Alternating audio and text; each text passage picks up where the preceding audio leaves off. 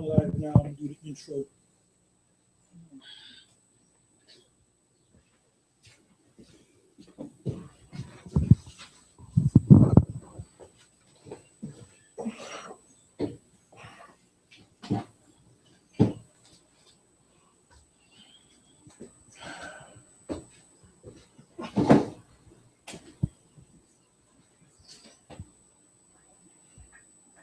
You talk to the people. Shalom Akim. Just bear with us 1 second. We're live now. Just getting a couple more things straightened out. And just before we embark upon this scriptural journey. That's right. Yeah, because like always. Okay. Hey, Shalom. You can hook it up. Yeah, Shalom out there. You know, let us know if you hear us clearly and you see us clearly. Yeah, today's topic. What's the topic? It's right on. It's the full moon, the new moon, high holy days, and other topics. Okay, so you heard the topic, right? And this is because of Al-Azhar, we call him Alizé. He had sent me a message, a private message me. This is a couple of days back, and he said that pretty much I can read it, but it's a short message. He said, "Look, Nate's teaching that the new moon is a full moon now." So you know me, man. You give me something. I said something back to him, and so I just did a video. I don't know if it was immediately after I saw the message or a couple hours later, but I did a video on it, and I didn't go. I hit 2 scriptures, and just left it at that, just to put that seed in the air and see what happens. So some of Nate's people came on the site, cursing me out, talking about I'm watching the online show, show that they do, which I don't watch the online show. I have no reason to watch the online show, but maybe Al-Azhar watches the online show. He ran it by me, and I've noticed was the next day or 2 days later, a couple days later, Nate had actually put up the video. If you go to IUIC in the classroom, it's the latest video. The new moon is the full moon, or the full moon is the new moon, or whatever. And I watched maybe like 20 minutes into the show that he did. He was hitting scriptures. And he basically was going, well, the first scripture he went to, or one of the first scriptures he went to was Genesis 1, where it speaks about the lights in the heaven. And, he says that the moon was a light. So he said that means it was a full moon. And you know what? I agree with you. When the Most High created the moon, he created the moon in its perfection. All right? But there's a cycle that it goes through. So you hit a couple more scriptures. I didn't watch the whole thing. I didn't need to watch it. But anytime you went to a scripture, see, that means it's the full moon. All right. Now, when you go to, but you know what? Let me say this. I'm not mad. I'm not upset. Yeah, I kind of jumped the gun. I shouldn't be mad at him, right? I shouldn't be mad at Nate. No, I shouldn't be mad because Nate doesn't know. He doesn't understand. He's not that deep, but he's trying to be deep. But that's all right, man. But if you're that deep and you're that astute, and you're into the facts, then how do you explain Friday sundown to Saturday sundown as a Sabbath? So we got to deal with that. See that new moon being whether it's a full moon or you can't see the moon. All right, that's kind of irrelevant at this point in time. So give me Judges. Was it Judges 5 and 11, and also get me Chronicles 2 verse 16. So we're not gonna get upset at you. All right, this is the book of Judges. Just bear with me 1 second. This is the book of Judges, chapter 5, and verse 11. It says, they that are delivered from the noise of arches in the places of drawing water, there shall they rehearse the righteous acts of the Lord, even the righteous acts toward the inhabitants of his villages in Israel. Then shall the people of the Lord go down to the gates. So it says, they that are delivered from the noise of the arches, which noise of the arches is talking about those missiles. The ones that are delivered means the ones that of the elect that's going to be going up in the chariots.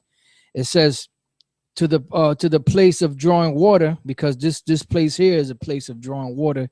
In other words, this is where we serve our captivity. Well, there's an example of that in Joshua. Khan. Yeah, there's an example of it in the book of Joshua. I believe they were the Gibeonites, which were Canaanites, and they lied to because they heard of the fame that the Lord was giving the children of Israel, and they feigned themselves to come from a long journey, to tell them that they came there to pay homage to them because they heard of them. Yeah, All you got to do is go to the blue letter and click on drawing water, all right, drawing and it'll lead you right to that scripture. It's in Joshua. water. All right. Judges 5. Hewers. I put hewers of wood. Hewers. Yeah, hewers of wood and drawers of water. Right. Hewers. They said they were going to make you hewers of wood, drawers of water. Khan. Yep. This is this is Joshua 9. And the point is in 21. I guess we could read up above that. Start at 16. Let me see. It says, and it came to pass at the end of 3 days after they had made a league with them. This is when they made a league with the Gibeonites. It says that they heard that they were their neighbors because they knew that the Canaanites was getting their ass handed to them by Israel, and that they dwelt among them. And the children of Israel journeyed and came unto their cities on the 3rd day. Now their cities were Gibeon and Siphrah and Beeroth and Kirjath-jearim.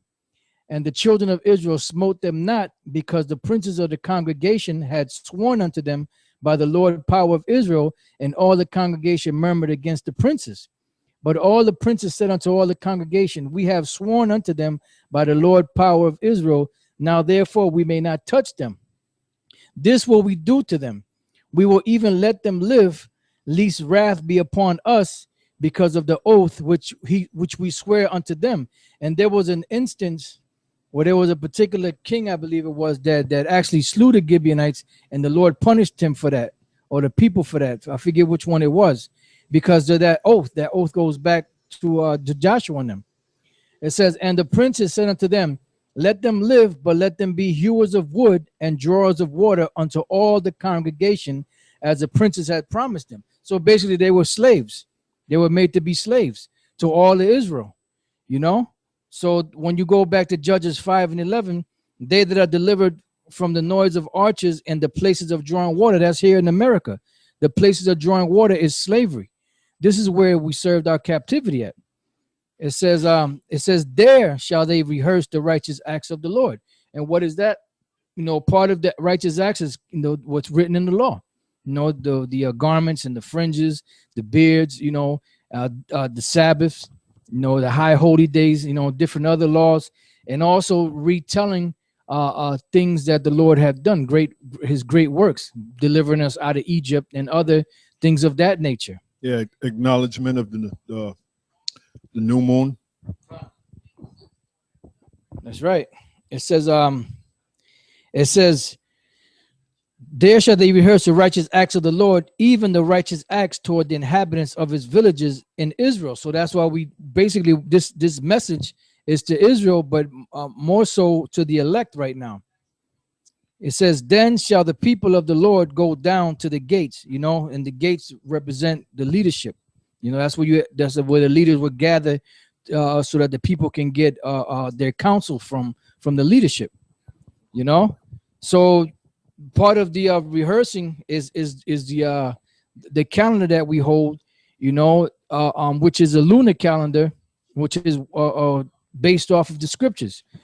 You know, you have something possible? Yeah, the other scripture Apostle Elatar called for. Yeah, the screen is something's going on with the. You should be good because I see you. Yeah, it's just going light and then dark, light and dark. Okay. All right, hold on, let me just- Hey, kind of like the moon. Yeah. Yeah. Illustrating to Nate. you can you brothers still hear us? I know it looks like it went dark, but can y'all brothers at least still hear us?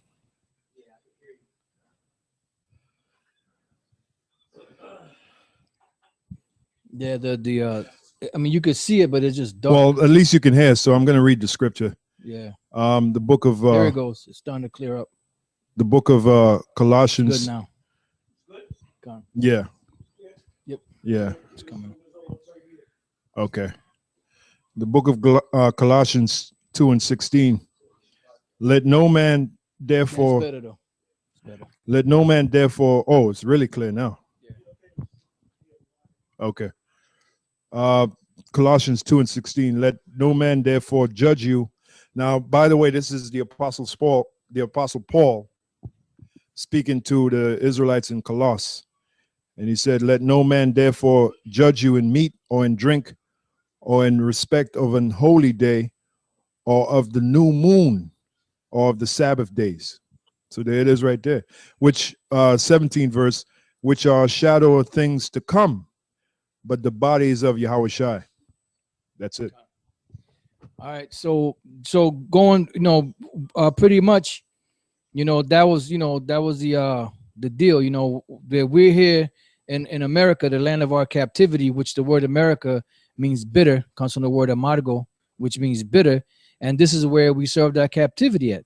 And here in this captivity is where the Lord said that he would bring us back to remembrance. He would bring things back to our remembrance, our nationality, our high holy days, our dress code, our language, the names of the Most High, the name of Yahushai, the true doctrine going back thousands of years ago, and part of all of that, of our customs was what was our calendar, how to keep the high holy days, how to keep the Sabbaths, how to establish the beginning of the year. Matter of fact, this is the book of Exodus. This is the book of Exodus, the 12th chapter. And is it 12 or is it 1? Yeah, where it says 12, where it says the first month.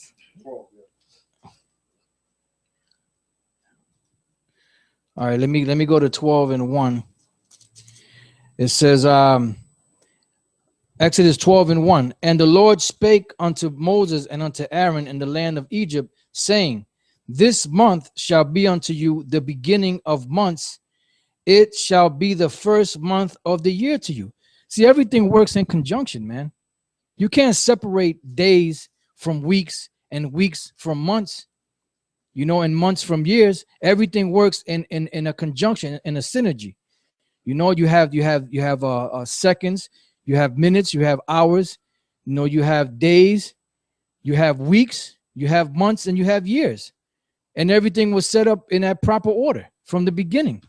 But you got Esau and these other clowns that is trying to separate the weeks from the months and the days from the years and all of that. So it said that this particular month, which the Lord called Abib, was going to be the first month of the year. So now how is a month determined? Well, you have to go back to the origins of the word month. The word month comes from the word moon. Matter of fact, get that in Ecclesiasticus 43. Yeah, to add to that, when you look up the word moon, or rather month, in the etymology online, you'll see it coincides with the word moon. And actually, the word month comes from the word moon. Yep. All right? You got it? Scripture? I got it. Ecclesiasticus 43 and 6. He said he made the moon also to serve in her season. Matter of fact, before I read that, let me go to Let me go to Genesis, the first. If you have some, you can. Yeah, while the Apostle Elder is doing that, if we quickly go to online etymology dictionary, if you brothers type in the word month in the search box, you'll see the definition of month come up. And let me go right to the point. Yeah, it says Middle Dutch, and you'll see that in post-production anyway, related to Menam, moon, or sea moon. The month was calculated. Now listen to this. This is from online etymology. The month was calculated from lunar phases.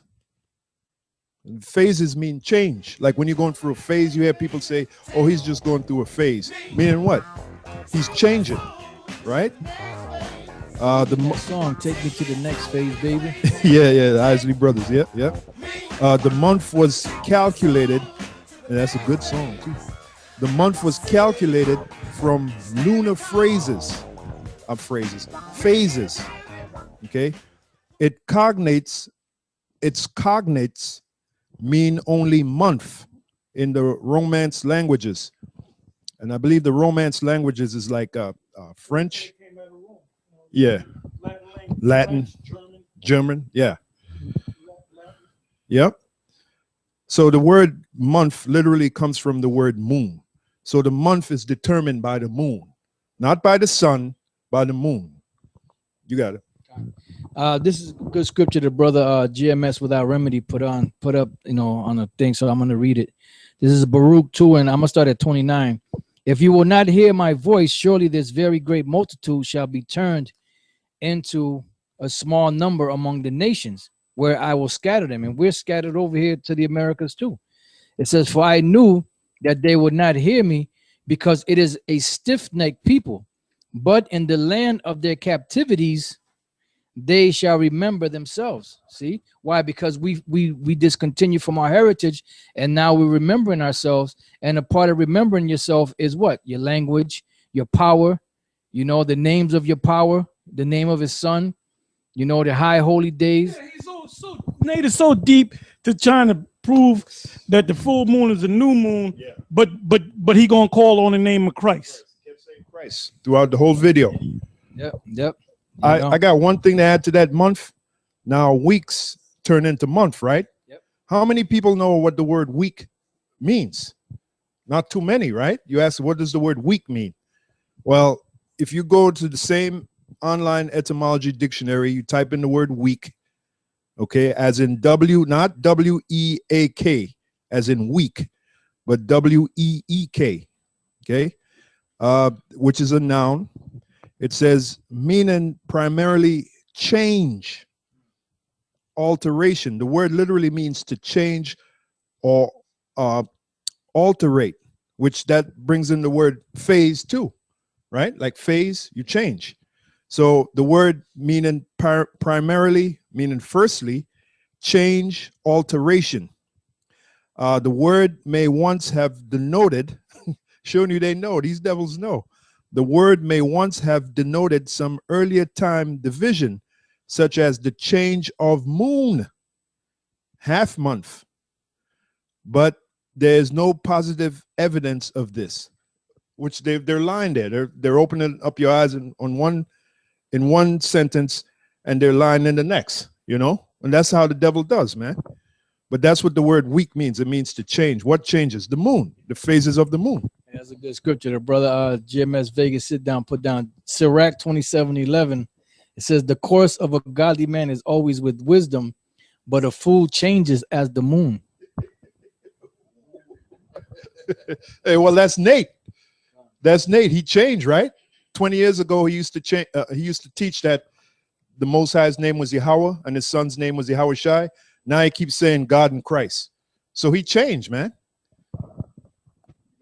As the moon. All right. So this is we more than likely through the Spirit we're gonna go over the same scriptures a few times because there's a lot of meat in these moon scriptures. But learn by repetition. I'm gonna go to Genesis 1. We're gonna go to the beginning. Yes. Yeah, this is from crucifixion darkness Wikipedia, right? If you go to Wikipedia, you put in crucifixion darkness, and it goes biblical account, and it'll give you scriptures and all that. And it goes apocryphal writings. Then it goes ancient historians. And it goes explanations, which is miracles. Oh yeah, I'm gonna read that. Explanations, a miracle. It says, because it was known in ancient and medieval times that a solar eclipse. Now I gotta look up the word solar eclipse so I can read it to y'all. I'm gonna read the definition for lunar eclipse and solar eclipse, because Jake don't know the difference between a lunar eclipse and a solar eclipse.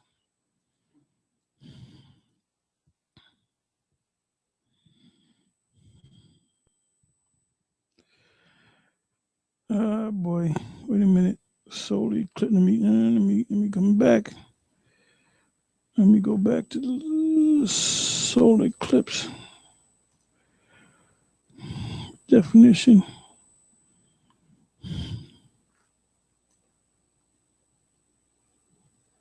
Okay, solar eclipse. It says a solar eclipse occurs when the moon phases between the sun and the earth. I'm sorry, passes between the sun and the earth. It doesn't give you a good definition. I'm looking for another definition for solar eclipse, because I had it the other day.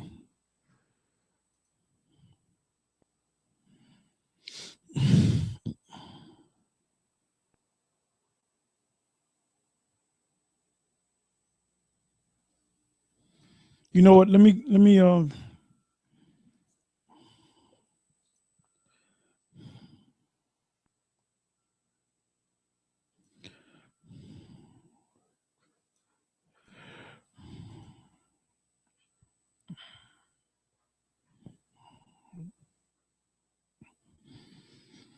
try this.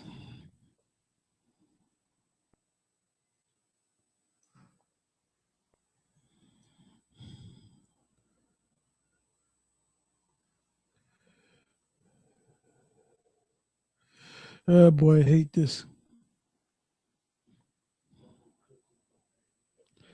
Let me do it this way. Hey, speak for me. Khan. Yeah, so pretty much. Matter of fact, I'll just go straight to the scripture in Genesis, the first chapter, because this explains it perfectly. Genesis 1:14. Matter of fact, I'll read the first verse. In the beginning, the powers created the heaven and the earth. And this is the story of creation, right? Verse 14. And the powers said, let there be lights in the firmament of the heaven to divide the night. To divide the day from the night. So everything that you see, the host of heavens that you see up there, those are all lights from the beginning. Everything was a light. You know, different stars, planets, the sun, the moon, you know, and whatever else, you know, other lights are up in the heavens. It says, and they were created to divide the day from the night. That's why in the daytime, you're supposed to see the sun, you know, but nowadays, since things are so messed up, you see the moon and the sun at the same time in certain days, because everything is turned upside down. Kind of says, it says, and the power said, let there be lights in the firmament of the heaven to divide the day from the night, and let them be for signs and for seasons and for days and years. You know, and that's pretty self-explanatory. Yeah. Okay. I'm going back to this here, which is crucifixion darkness. If you go to Wikipedia and you go to crucifixion darkness, you go down to explanations. It says a miracle, right? It says because it was known in ancient and medieval times that a solar eclipse could. This is when the moon blocks out the sun. So what makes the sun look darkened is the moon going in front of it. So you get that effect. It says it says, because it was known in ancient and medieval times that a solar eclipse could could not take place during Passover. All right. Solar eclipses require a new moon, which is meaning the moon is dark, the dark side of the moon. All right, because of the way the sun hits the moon and all that. While Passover only takes place during a full moon. Now, what do they mean by full moon? When you see the brightness of the sun. It said it was considered a miraculous sign rather than a naturally occurring event. It wasn't a miraculous sign, but it's also a naturally occurring event. Now, unless when you go to the scholars and the historians, the archaeologists and the biblical scientists, because you have scientists that use their knowledge of science to prove that the Bible is either true or false. So you have biblical religious type scientists, like to find out whether the ark actually existed. They had scientists and historians and archaeologists, go over there. They had to be accompanied by scientists, right? And use their data to do a DNA test and so forth and so on, right? But this is what they're all saying. They're all saying that the Passover, and that was when Yahushua was crucified, because when does the Passover come in? It comes in the 14th day. In other words, you have the first moon of that year, meaning the springtime. That brings in the spring. So you count 14 days from that point, and then the evening of that point, because you slaughtered the lamb or the sheep on the 10th day, or you gather that you get the lamb. It tells you that in Exodus, the 12th chapter. You get the lamb on the 12th day, and if you have a next door neighbor whose house is not big, then you invite them over. Goes into it, man. But anyway, on that 14th day, in the daytime, you're preparing for the Passover. And at evening, that's when you eat the Passover. And that's 14th day. When the sun goes down, that's the beginning of what? The 15th day. So all the scholars say the same thing. That the beginning of that month is a new moon, meaning the moon is invisible, right? So now when Yahushua was placed upon the cross, what happened? It had to be a lunar eclipse. Now it could have been a regular day. The moon wasn't in the full moon stage or the new moon stage. Because based upon what Nate's saying, if the full moon is the first of the month, so you got the first month of the year, which is a bib, which is 14, 15 days before the Passover. So that means Yahushua and the apostles or the disciples, they had to keep the Passover 14 days at evening, right? So if he was on the cross, according to Nate, that had to be a solar eclipse, not a lunar eclipse. You'll catch up with me, because I've been studying. It's in my head. You have a solar eclipse and you have a lunar eclipse. Now, go to the scripture where it speaks about Yahushua being on the darkness for 3 hours, and I'm gonna show you something. Now, unless that was a regular day, we're not dealing with the sun or the moon or whatever, and the Most High just made it dark. He sent down a UFO and he just miraculously made it dark. Okay, that's one thing. But all the scholars and the Bible historians, they all say that it had to be an eclipse. Now the question is whether it was a lunar eclipse or a solar eclipse. So based on what eclipse it was on, we know when the full moon comes in and when the new moon comes in, right? Yeah. I hope everybody's with me. Yeah, because the full moon would come in on the 15th day, which is at evening. Right when Yahushua right when you have, well, the 14th day at evening to the 15th day at evening, you know? Because you don't know the difference between a full moon and a